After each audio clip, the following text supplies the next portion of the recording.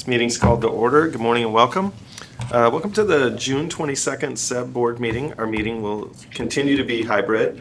Healthcare Authority staff will be on site. Board members and other attendees have the option of attending on site or via Zoom. For our Zoom attendees, our opening slides has information about how attendees can turn on closed captioning subtitles. Let's do a roll call of board members. Amy. Here. Carrie. Good morning. Donna. Here. Myra. Here. And I think Allison is on her way. Unless she is tuned in via Zoom on her way. Allison? No? Okay. Terry. Good morning. Pamela. Pam's going to be late. Oh, yes, she is. It says right there. Is this who I think it is? It is. Making my entrance as usual. This meeting's adjourned. That's about right, Lou. Get yourself settled. Get some I'm good. stuff. You're good. Okay. I'm a quick transitioner. Okay. We're doing roll call. Allison. Present. Nice. And Katie Hatfield from the AGO. Hello. And I'm Lou McDermott. I'm the deputy here at HCA, and I am the board chair. With board members attending both virtually and in person, it would be helpful for the board to hold their questions until each presentation is done, or when the presenter pauses and asks if there are any questions. Board members attending virtually will also watch in case you raise your Zoom hand. 2 resolutions scheduled for action today. So the public will have an opportunity to provide comments regarding the respective resolutions during normal procedure for the vote. The public will also be able to provide general comments at the end of the meeting during the public comment period. As a reminder, if the public has questions during staff presentation, the presenter's contact information is included at the end of the presentation, and you're welcome to email them during the meeting to capture your question for response after the meeting. Dave, can you give us an overview of today? Good morning, Chair McDermott, members of the board, both in person and virtually. We'll start off today with approving last month's, the last meeting minutes. I think our process of having more abbreviated minutes and producing those audio files online is producing much faster results with our minutes. So I'm really glad to be able to keep that going this season, and it seems like it's going well for everyone. Then I have a little bit of follow-up and a status on where we are on our Benefits 24/7 launch to give you some updates on. And then we have 2 resolutions scheduled for action that were brought and introduced to the board at the last board meeting related to the minimum deductible of the UMP high deductible plan, and then over-the-counter test coverage for tests that would be covered as of about a week and a half from now. Then we wanted to give you an update on some of the retiree engagement work that we've been doing all year for the PEB program. We did a little bit of an overview of that at the retreat. We do a monthly update, or every board meeting we do this with the PEB board, but we wanted to give you kind of a snapshot as to where we are as we're getting more towards the end of the board season. And then we have some results from a winter communication survey that our communications team did to help us work on how we are interacting with our members in our various print and web-based communications. We wanted to give you that update. Then we will go into executive session and be done for the day. I have 2 other announcements. The first is to make you aware that as of now, TVW is back with us. They're not here in the room with us, but they are virtually recording and broadcasting the meeting and then archiving it. This board remembers that in the early days of the SEB program launch, that there was intense interest about this new program, and so TVW became a staple of our work. But then with the pandemic, the world changed. But we're really happy. And we appreciate that TVW is here helping make sure that this board's work, as well as a lot of state government functions, are more accessible to the public. So we definitely, as an agency, appreciate their commitment and what they bring to our citizenry engagement with government processes. The last reminder is we have quite a few more people here in the room today. If you need the restroom, you go out the back right door and head down the hall and turn left. And if we have some reason to evacuate, we go over to the visitor parking lot here behind me that I'm pointing to. So just a couple of housekeeping pieces. And with that, I turn it back over to you, Chair McDermott. All right, thanks, Dave. Any questions from the board? Okay. We're going to approve the June 1 meeting minutes. Meeting minutes are behind tab number 3. Do we have any comments from the board? Do I have a motion to approve the minutes as written? Motion to approve the minutes as written. Is there a second? This is Allison, second. All in favor, say aye. Aye. Any opposed? All right, the June 1, 2023 minutes are approved as written. And Dave's going to give us an update from the last board meeting, some follow-up. Yes, I'm trying to remember. Oh, so at the last board meeting on June 1st for this board. Sorry, this is high time season for board meetings. I think we have 8 meetings in 6 weeks. So temporally, when we were here at the last board meeting, I was foreshadowing that by the time we met again, that Benefits 24/7 was launching on June 12th. We did not actually launch on June 12th. We began sending notification shortly after the board meeting, but between the board meeting and June 12th, that we were having some concerns about the complete accuracy and consistency of all of our data migrating into our billing files. And billing files, as I'm sure all of you can appreciate in your various roles, are extraordinarily important to have right. And so we just weren't having the consistent application of what we would have expected to appear in billing files actually manifest in those files. And we know the quickest way to frustrate everyone, in addition to access issues with healthcare, is to mess up paychecks or send wrong bills to retirees. So we decided that we needed to delay the launch as we began working further on some refinements to that to the billing file aspects. So we don't have a specific launch date identified yet, because we're going through more testing. It's really important to obviously get that part right. We're also trying to balance a couple of different interests. We had really wanted to launch earlier in the spring. We've always targeted kind of the February to June area. We were wanting to try to avoid things like the beginning of the school year, the significant hires that happen in school districts in August. We're always very concerned about some sort of systemic change really close to open enrollment. So there are a couple of key things that are kind of in the Q3, Q4 period that we're really trying to balance what are risks associated with that, with this type of major change. We're also been talking with school districts and PEB employers about some of their concerns about different launch period possibilities in the next couple of months. So we're really trying to weigh a couple of different factors there. So we're still working on those billing pieces. We have a lot of confidence that once we get that part finalized and we have a consistent application there, that we will be able to move forward with this project. But we just weren't there for June 12th. I will say a lot of you, I know I went home the very next day after we made the decision and announced that we were not going live on 12th. That in my own mailbox was the Benefits 24/7 mailer. And so we will, re-engage our communication strategy. Part of our communication strategy is to make sure that there were certain things that were arriving in close proximity to the launch, so people had their step-by-step guides right away. And I don't expect that people will have that a few months from now or a few weeks from now. And so we will end up doing some remailings and things of that sort. But I did want to bring back to this board the major reasons that caused us for that delay. We were doing everything we could. We had a solution that we thought we might, if it tested well, we still would have been able to hit the 12th launch, but the testing just didn't give us enough confidence. So I would much rather delay the project than proceed with billing file issues, which I know. I'm looking at Amy. I've heard I definitely would have knew that there would have been a lot of challenges with school districts, and we did not want to put that on school districts. So it was the right choice to make, and that's the update I have for you. But we'll keep you apprised. I am anticipating that at one of the last board meetings, I think the very last board meeting of the season, we'll have our project lead on the Benefits 24/7 talking about where we are. Excellent. Any questions or comments from the board? All right. Dave, for one, I appreciate if you're going to do it right, because cleaning up is difficult. All right. Janice McAlpin, Senior Account Manager for the Employees and Retirees Benefits Division, is joining us to present a vote on the UMP High Deductible Plan IRS Minimum Deductible Resolution. After Janice reviews the resolution with us, I'm going to ask for a motion to adopt and a second. I'm going to invite for public comment.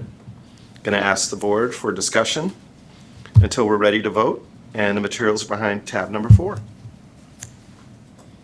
Good morning, Chair McDermott and members of the board. Hopefully you can hear me and see me okay. I'm virtual today. But for the record, my name is Janice McAlpin, and I will be presenting on the UMP High Deductible IRS Plan Minimum Deductible Adjustment. On the next slide, you'll see some follow-ups from our meeting a few weeks ago. So as a reminder, I presented on this topic earlier in the month and had showed the board a chart that overviewed the last decade or so of the IRS guidance. IRS guidance typically comes out in the spring or summer, but in terms of planning for HCA and making sure open enrollment materials, for example, are ready, then June is really late for us. And a question that we had received at the board meeting earlier in the month had asked, what would happen if IRS guidance came out and showed a lowering of the minimum deductible? And so we would make sure to assess any upcoming plan year changes that would impact rate impact. So we wouldn't automatically lower it, but we would include that in our plan for assessment and make sure that the board is aware of that in one of the board meetings. But based on what we have been seeing that's trending in the IRS guidance, the minimum deductible has gone up for the past couple of years, which is why we brought forward the proposed resolution to the board for consideration, which would take me to the next slide if there are no questions. Okay, so this is the language that you saw a few weeks ago. The one change that we did make, excuse me, in the actual language is we removed at the end, it used to say without action from this board because we did not think that that was absolutely necessary to call out. And we did receive a few other comments from stakeholders. It was all positive. They supported this change, didn't have any concerns with it. And so again, this doesn't mean that we would not make the board aware of any changes for the next plan year. It just would not require a vote going forwards. So if there are no questions or any input from Dave, I can turn it back to Chair McDermott. One piece of input from Dave. I just wanted to highlight that the appendix of the presentation has the adjudication, we call it the adjudication log of the feedback that was received. This was in response to some questions from a public comment or a public request earlier this month. We've started incorporating that. The board has always had these attached as part of their briefing materials, but we wanted to include that for public consumption as well. So just wanted to highlight that that is in your appendix as well. Before we get, yes, Katie, of course. Sorry, I actually have a question. I know I don't normally ask questions, You're but free to ask questions. Janice, I just want to clarify something that you said about if the IRS lowered the guidance amount, and you said that HCA would assess it, but under the resolution, wouldn't HCA automatically lower it to match the level that the IRS set, the minimum level that the IRS set? Yeah, Janice, I'll take this one. Thanks, Katie. I'm glad I was thinking through that, and I'm glad that you asked for clarification on it. I think you're correct that under the language, the assumption would be without any other type of action by the board that we would be implementing at a lower deductible. If for some reason in our review of that we felt that there was something that might need board action, then we would bring it back to the board, but the board would have to act. Without any further action, we would implement, because I think you're correctly reading the intent of this resolution, which is the default is that we implement whatever the minimum is by the IRS. We would bring back to the board in the rare instance, an unexpected instance that the IRS lowers the deductible and we felt that there was a reason that something other than that lower deductible should be implemented. If there were some scenario there where we felt that the agency felt that there was another discretionary decision or policy reason to set the deductible differently or to not change it, we would bring that back to the board because the language here, I agree with you, says the agency is to implement whatever the IRS says is the minimum. Okay, so that would, if in that event, the board would actually vote. Anytime there will be a variation from the IRS minimum, there would be a vote by the board. That is, yes, that is the intent here. Okay, can I ask one more clarifying question? Sorry. Just wanted to clarify, Janice, that I think you said that the original version of the resolution had additional language that said with no further action from this board, and that was struck, and I just wanted to make sure that it was only because you found it to be redundant and not that you were attempting to make any meaning or any change to the meaning of the resolution. It still means that that HCA can change it every year going forward without further action from this board. You just felt that those words were redundant. Is that correct? Yeah, correct, redundant. Great, thank you. Yeah. Any other questions from the board? All right, we're going to take a vote on Resolution SEB 2023-06 Public ULP. comment? You have to get the motion. Oh, sorry, thank Yeah. you. Sorry. You're feeling it today. You're just like, I'm in. He goes, I told her she was on camera view, and she's ready. Have some more coffee, Katie. I know that because it says that in my notes. We're going to take a vote on Resolution SEB 2023-06, UMP High Deductible IRS Plan Minimum Deductible. Resolved for plan years beginning on or after January 1st, 2024, HCA shall set the annual deductible for the UMP High Deductible Health Plan at the minimum annual deductible level established by the Internal Revenue Service to qualify the plan as a high deductible health plan. Is there a motion to adopt? This is Myra, motion to adopt. Is there a second? This is Allison, second. Is there any comment from the public? Anyone inside? No? Seeing none, are there any comments from the board? Seeing none, this is going to be a roll call vote, starting with Amy. Yes. Carrie? Yes. Donna? Yes. Myra? Yes. Allison? Yes. Terry? Yes. And Lou, yes. Resolution SEB 2023-06 passes. Thank you. Next up is UMP. Back to Janice for a couple more slides. Oh, that's right. Janice, we've done this before. Gotta pass it back, Lou. Back to you. Okay, just real quick, so now that that has been approved, some of our next steps are going to be updating, of course, a lot of our member communications websites on both HCA, Regents, and the Washington State RX services. That's our pharmacy benefit manager, the pharmacy side of UMP, because the high deductible plan has a combined medical and pharmacy deductible, so it's not just the medical side. And then as part of that, we will be sending out new 2024 identification cards for UMP high deductible members, because there was a federal mandate a few years ago that now requires both the deductible and out-of-pocket limits to be printed on those ID cards. So just as a reminder, that went up to, it was $1,500 this year and $3,000, and now that is going up to $1,600 and $3,200 for self and family respectively. So making a lot of updates. And if there are no questions, going on to the next slide, that should be the end. Any additional questions or comments? Janice, thank you very much. Next up, UMP COVID-19 over-the-counter test coverage. Shauna Lang, Portfolio Management and Monitoring Section Manager in the Employees and Retirees Benefit Division, is going to join us to present a vote on the UMP COVID-19 over-the-counter test coverage resolution. After Shauna reviews the resolution, we're going to go for a motion to adopt in a second. We're going to ask the public for comment, board for discussion until we're ready to vote, and the materials are behind tab number 5. Welcome, Shauna. Thanks. Good afternoon, Chair McDermott and members of the board. My name is Shauna Lang. I'm the Section Manager for Portfolio Management and Monitoring, and I'll be presenting a resolution for coverage of over-the-counter test kits for UMP plans. So the unwinding of the public health emergency had changes for Kaiser Permira and UMP for May 11th of 2023. These changes were changes in the treatment for COVID for over-the-counter Changes were for treatment of COVID will now be covered at the standard rate as a medical expense. Cover COVID test kits at the labs and antibody tests will revert to having member cost shares, and over-the-counter test kits will no longer be covered as of May 11th. During PHE, over-the-counter test kits were required to be covered with no member cost share by group health plans.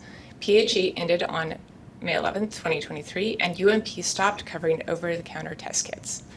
The 2023 through 2025 biannual budget included coverage of 2 OTC over-the-counter COVID test kits per member per month without cost share, beginning on July 1st, 2023 for all UMP health plans.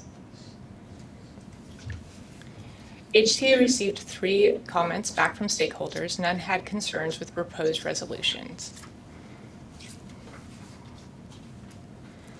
And then hand it back over for the actual resolution. All right. Any questions or concerns? All right, let's take a vote on Resolution SEB 2023-07, UMP over-the-counter COVID-19 test coverage. Resolved that beginning July 1st, 2023, all uniform medical plans will cover up to 2 over-the-counter COVID-19 diagnostic tests per member per month, up to $12 per test without member cost share. If the Internal Revenue Service issues future guidance that requires the deductible to be met prior to the planned payment of over-the-counter COVID-19 diagnostic tests in the high deductible health plans, the UMP high deductible plan shall be amended to comply with the IRS guidance. Is there a motion to adopt? This is Myra, motion to adopt. Is there a second? This is Allison. I'll second. Are there any comments from the public? Seeing none in the room? None? Any comments from the board? Seeing none, roll call vote, starting with Amy. Yes. Carrie, Yes. Donna, Yes. Myra, Yes. Allison, Yes. Terry, Yes. and Lou, yes. Resolution SEB 2023-07 passes. And back to Shauna. And we are in the midst of getting communications plans, and we will be covering this as of July 1st. Awesome. Thank you all. Next up, PEB retiree engagement update. Ellen Wolfhagen, Senior Account Manager in the Employees and Retirement Benefits Division, is here to give us an update on the PEB program's ongoing retiree engagement efforts. Her materials are behind tab number 6. Welcome. Good morning, Chair McDermott, members of the board. For the record, my name is Ellen Wolfhagen. Next slide, please. So I'm here to talk about the engagement work that we are doing with PEB retirees. Just a reminder, SEB retirees become PEB members. And so I want you to help them be informed and engaged in the processes as we move along. I'd like to give you some background on these listening sessions and public forum. In 2020, HCA did a survey of retirees, and costs were identified as the primary concern. Costs of premiums, co-pays, and out-of-pocket, with a distinction between pharmacy and medical. In June of 22, the PEB board meeting generated a lot of public comments because there was a proposal to sunset UMP Classic Medicare due to the very large increase in premiums. The board resolved to defer discussion to January 2024 to allow HCA to actively engage with retirees. As a further development, there was a group formed called the Stakeholders Medicare Coalition. It was spearheaded by WEA Retired and RPEC, which is the Retired Public Employees Council. It also includes retiree associations, unions, and special interest groups. There was a joint statement put together by the coalition and HCA stating that UMP Classic Medicare is not closing and that there's no action or recommendation or proposal to be put forward by current HCA leadership. The listening sessions were developed last fall with the Stakeholders Coalition input to encourage retiree feedback on what works and doesn't work in the PEB Medicare portfolio. As you can see on the slide, 24 sessions were held as of May 31st. This included 4 in-person sessions. The others were on Zoom. They were facilitated discussions led by Ernst & Young contractor, whose name is Noel Villarreal. There were 5 questions that were asked. The first is, which plan are you on? How long have you been on it? And what do you like best about it? Then what could be better about your plan? Then what needs do you have that are not being met? And the 4th question was a more open-ended question saying, what general feedback do you have for either HCA or the board? And then finally, what's the best way for HCA to communicate with you? I'd like to point out that There is a legislative report that is required and will be submitted by December 1st of 2023. And the findings from the listening sessions are included, it will be included in that report. As you can see, there were 268 registrants for these listening sessions with a total of 193 participants.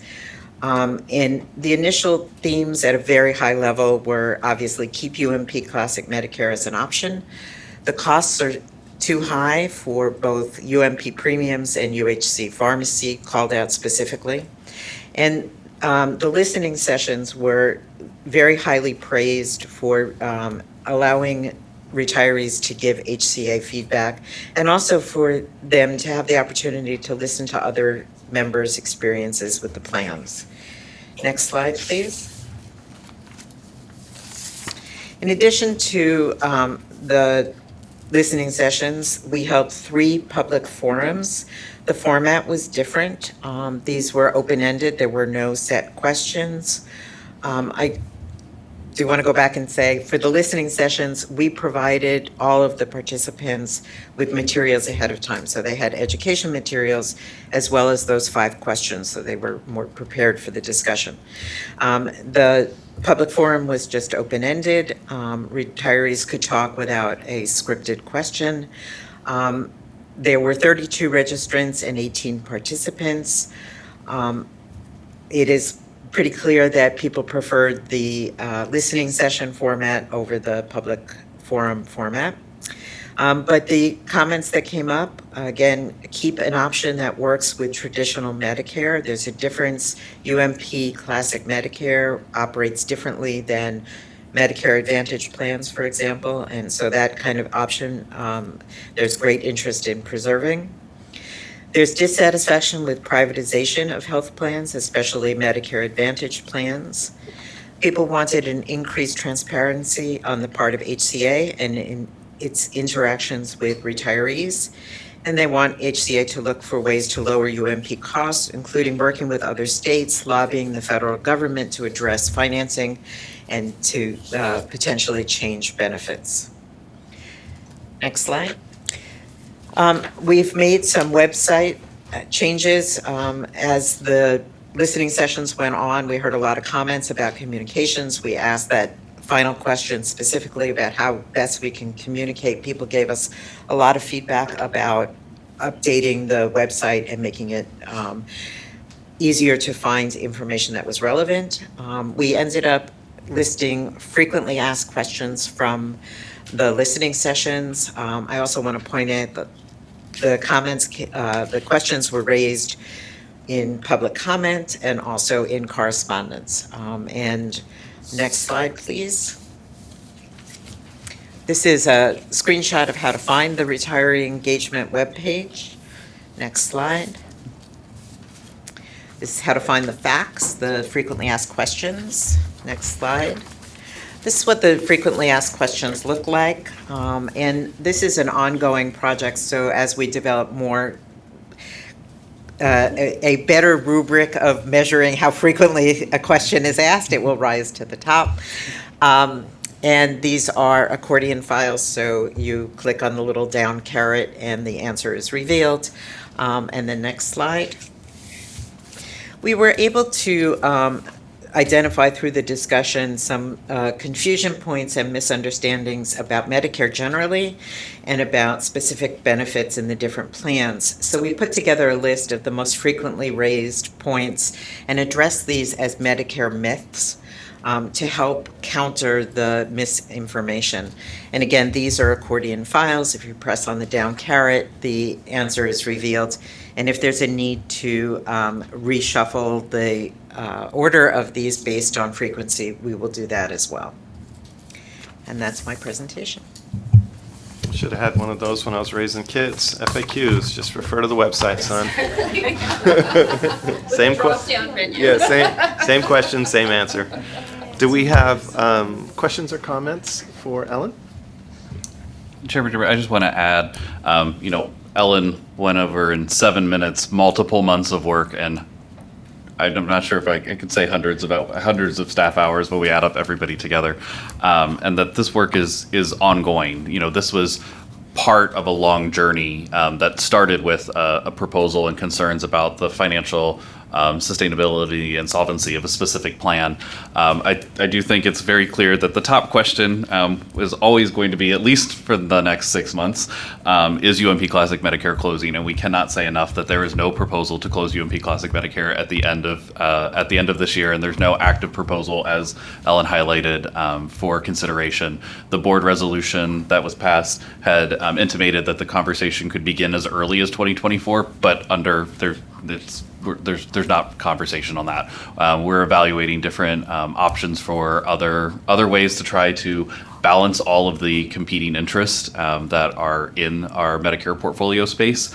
Having the retiree listening sessions earlier this year in that March to May timeframe is really instructive. We've brought to both boards kind of the cyclical nature of the work and some of those fixed points in time, like the start of a plan year, the legislative cycle, and how when different ideas come up, where they come up in the calendar can dictate how easy or hard certain implementation timelines are. So we're just trying to balance a variety of different pieces here.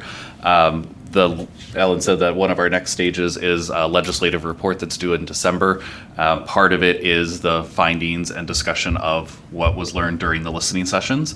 And we regularly engage with the Retiree Coalition, stakeholder coalition, on a lot of this work. Another part of that report is about other options. I almost have it committed to memory, but it's other options that are at the same or richer benefits as UMP Classic Medicare, but lower cost. One of the big challenges here is access to federal money based on your plan structure. So there is this tension between plan structure and qualifying for different subsidies. But we've also recently sent a letter to our congressional delegation outlining what we believe are some of the challenges in federal law that kind of set up the structural disadvantage of subsidies. So it's multifaceted here. This is just a very quick snapshot of a lot of work, a lot of ongoing work, multi-year work, as is the case for many of our large initiatives. You know, I'd just encourage Herb to continue to work on how to get information in front of people who are preparing to retire. I think we always have the assumption that everyone who's retiring is of sound mind and sound body and they can figure it out. But a lot of people are retiring because of health issues, things that are going on in their life, and it's just one more complicating factor. So, you know, I know everyone is working on it and doing their best. I appreciate it. I will say one of the other things the agency is working on is revamping the form for the end of this year.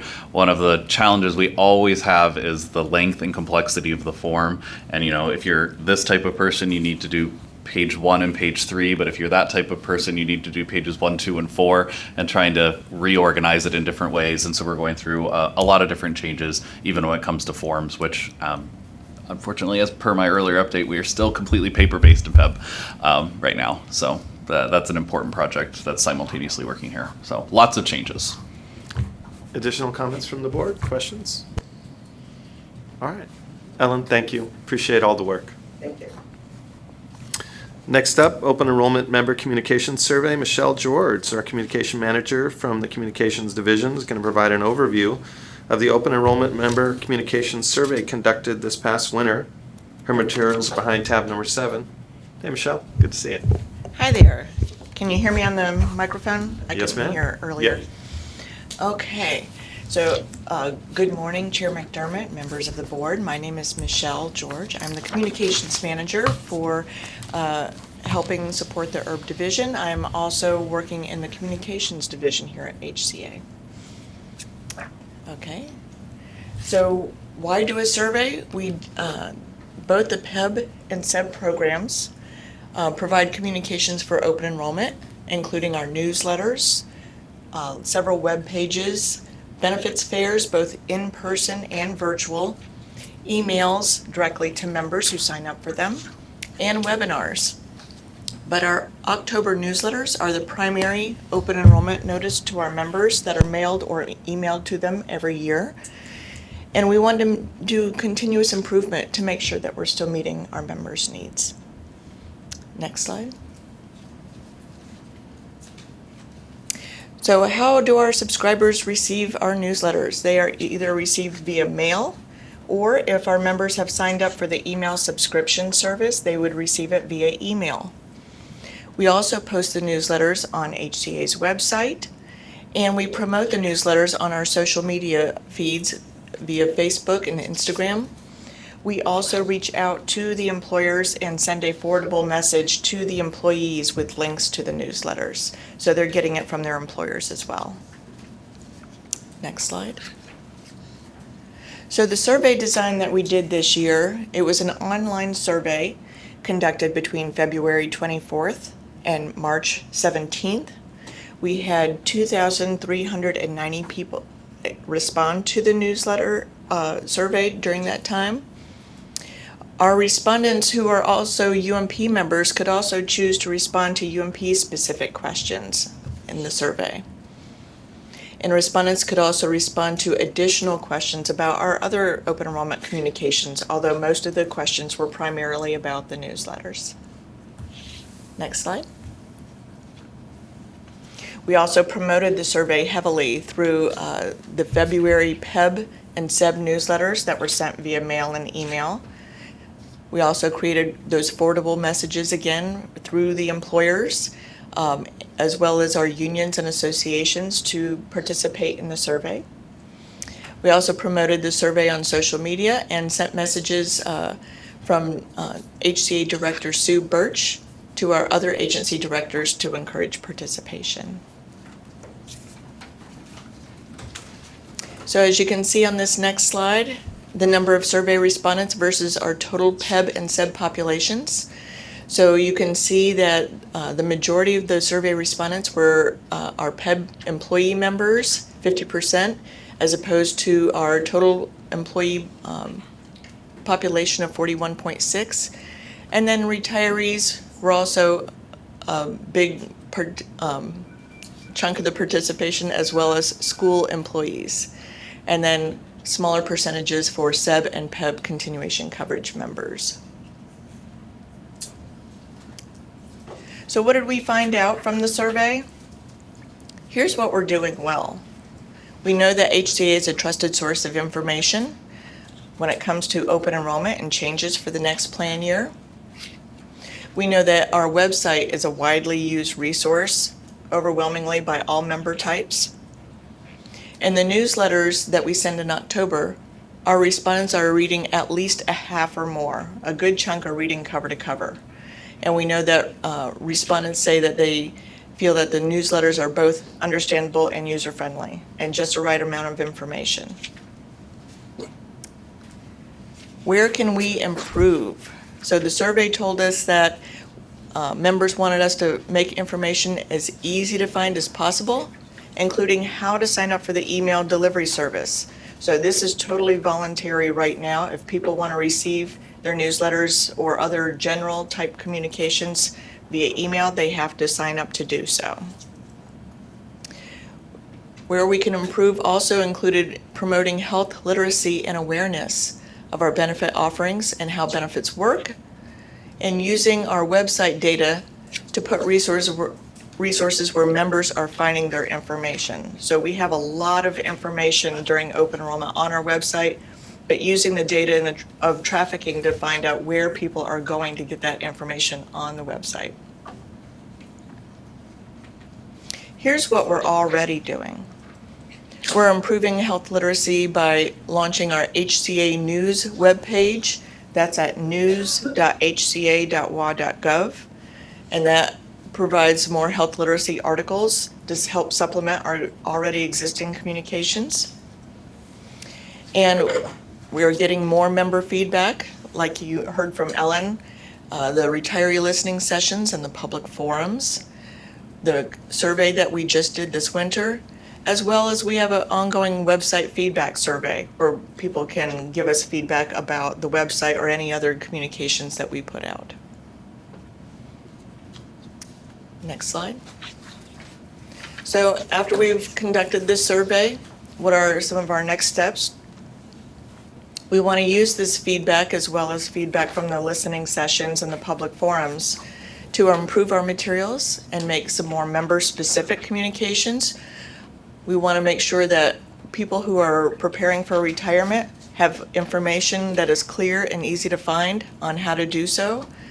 And we want to add to our PEB newsletters to create retiree versions, not just in the month of October, but also in February and May, so that retirees feel like they have information specific to them year-round.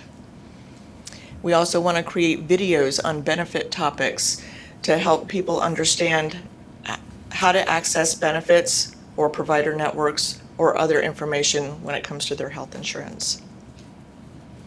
So we will also want to improve our newsletters, focus on topics like how to find benefit information as well as costs, plan changes for next year, etc. We also want to include information on how our members can learn more about board activities and when board members take action. And we'll continue to seek member feedback throughout the next few years.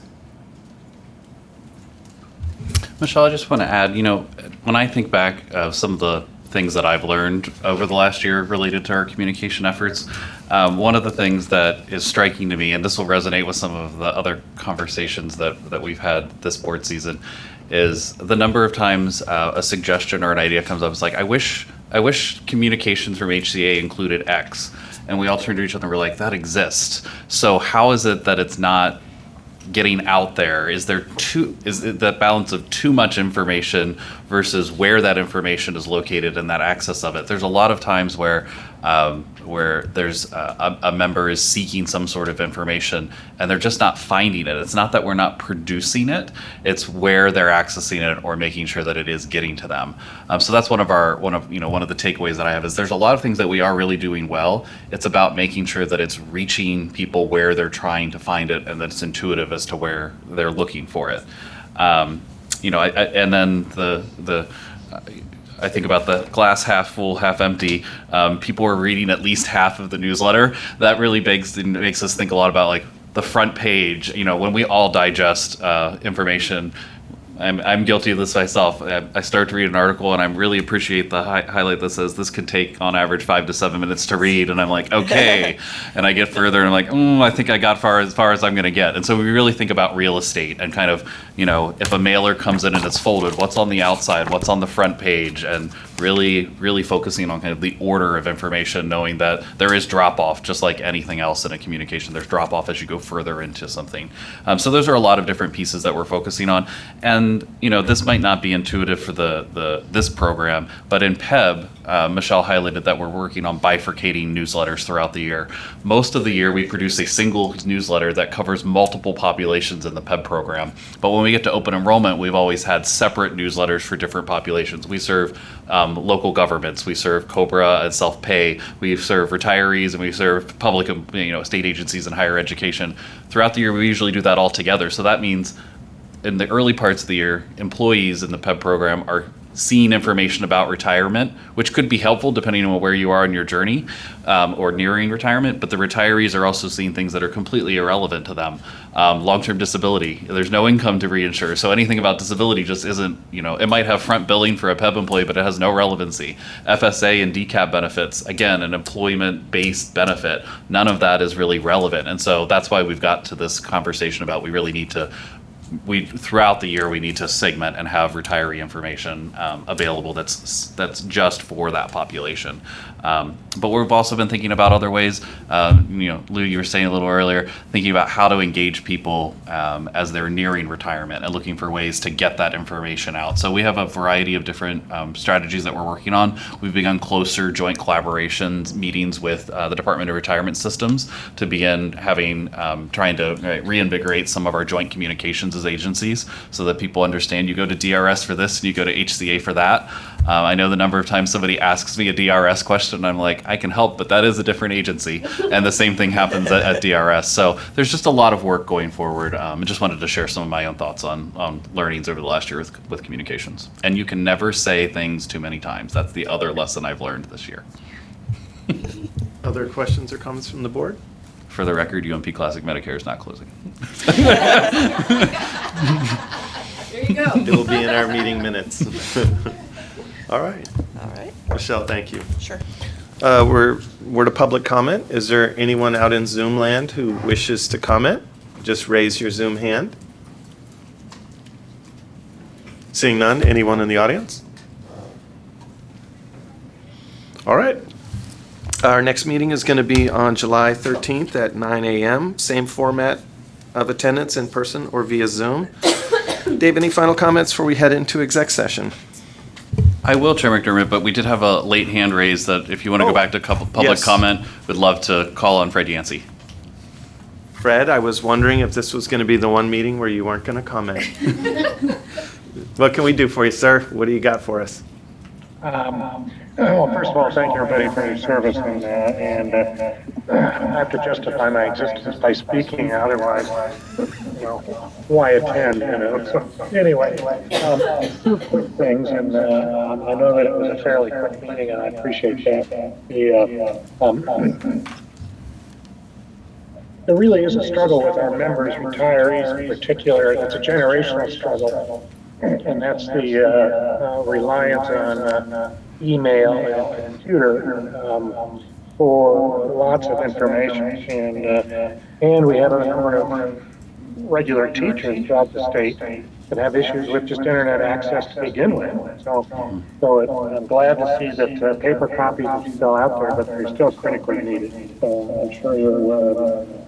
The other thing I would suggest, it's been a while, but I have often found the website very hard to navigate, and it might be, I might suggest that you create some sort of small user group that will, that are lay people, if you will, that will, that will manipulate, and travel and whatever the website and discover any problems that may occur. That's just a suggestion. And the third thing I'll say, and I know it goes without saying, that it's important that Ms. Wolfhagen has been a real asset to the agency, and our members appreciate her availability, the hours she puts in, and certainly her competence and knowledge of the issues. But it's a real asset to enhance the reputation of the agency. And so I certainly thank her and thank you for the support you've given. And that's all I have to say. I hope you all have a great day. Thank you, Fred. I appreciate your comments, and we feel the same way about Ellen. She is doing a fantastic job. Dave? So as I talk about the next board meeting, I do want to say part of Dave's greatest communication hits lines includes paper isn't going anywhere. That's another line that I say quite a bit. Even though we're trying with benefits 24/7, we will get to the ability to not use paper. Paper isn't going anywhere. So UMP Classic Medicare isn't closing, and paper enrollment isn't going anywhere either for those who want to use paper. So as we move into the rest of the board season, the next time we meet, it'll be July, if you can believe it. We're already at the tail end of the 2023 board season. So we will be bringing you and the public the results of the annual renewal on the medical plans and introducing the proposed premiums for the 2024 plan year. We're also going to have a presentation about the transition for Smart Health. We completed the procurement and we completed contract negotiations with WebMD, and we've been working on implementing that for 2024 with the new vendor. So we're going to have an update on how that implementation is going, and then most importantly, from my perspective, we're going to put out the proposed board schedule for the 2024 board season. So get ready for marking your calendars for July 2024 soon. So those are some of the main events as we move into July. I do want to remind the board, I almost forgot this part. Time moves so fast here. Originally, our next board meeting on our schedule could have been July 6th. I want to be really clear and make sure that give everybody notice about this, that we're not holding the July 6th meeting. The next meeting is, as Chair McDermott just said, July 13th. Just a lot of different pieces with our procurement cycle and challenges with the 4th of July holiday being where it is, and there were just a variety of different reasons that it made sense to move the meeting. We always publish multiple meetings for July with the intent of using 2 of them. At the beginning of the year, I thought we were going to use the 6th and the 13th, but as we get closer, we're using the 13th, and then it's the 20th. I was like, there's 4 meetings in 8 days, so just wanted to highlight the 13th and the 20th are the planned last 2 board meetings. So we will not see you on July 6th. Any questions or comments before we go to exec session? All right, we're going to transition to executive session. It will happen here in the Sue Crystal Room for board members and include HCA employees. At this time, members of the public joining us in person at the Healthcare Authority today, as well as employees not part of the executive session, will be escorted by staff to the lobby for the duration of our executive session. You'll be called back to join in the Sue Crystal Room for the remainder of the public meeting, which is basically just going on the mic and adjourning the meeting. Pursuant to RCW 42.30.110 subsection 1L, the board will now meet in executive session to consider proprietary or confidential non-published information related to the development, acquisition, or implementation of state-purchased healthcare services as provided in RCW 4105.026. The executive session will conclude no later than 12:30. Board members, let's take a 10-minute break while we transition the room for exec session. All right, thank you. Hey folks, we're back from the executive session and we're going back into executive session for another 15 Till 12:45. till 12:45. Thank you. Oh. All right, thanks folks. This meeting is adjourned.